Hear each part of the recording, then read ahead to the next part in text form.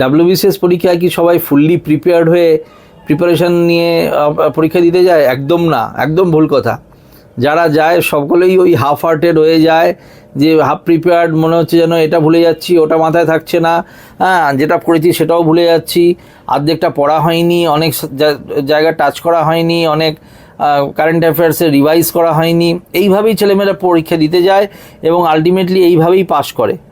সুতরাং এটা একটা ম্যানেজমেন্টের পরীক্ষা, এতগুলো সাবজেক্ট ম্যানেজ করা, সেখানে স্বাভাবিকভাবেই কিছু সাবজেক্ট তুমি হয়তো পরীক্ষার দিনে ভুলে যাবে, প্রিপারেশান করা হবে না ঠিকঠাক, কতগুলো হয়তো আনটাচ থেকে যাবে, রিভাইজ করা ঠিকঠাক হয়ে উঠলো না।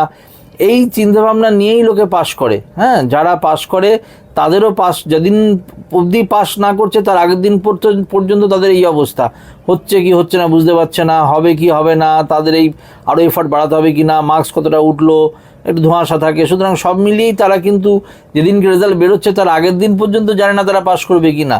সুতরাং তাদের এই প্রিপারেশনেরও কিন্তু এরকম আর্ধেকই থাকে বা পুরোটা থাকে না। অর্ধেক থাকাটা ঠিক নয়, পুরোটা থাকে না। সবসময় মনে হয় হচ্ছে কি হবে, মানে একটা দোদুল্যমানত অবস্থা, একটা চিন্তার মধ্যে থাকে, পেট গুড়গুড় করে। হ্যাঁ, সুতরাং এটা নতুন কোনো ব্যাপার নয়, এটা নিয়ে ঘাবড়ানোর কোনো কারণ নেই। প্রত্যেকেরই এই অবস্থা হয়, তোমারও যদি এরকম অবস্থা হয় তাতে চিন্তার কোনো কারণ নেই, পরীক্ষা আরামসে দিতে যাও। হ্যাঁ, এটা কম্পিটিটিভ পরীক্ষা এবং আমার ধারণা চেষ্টা করলে ফল মিলবেই। Thank you.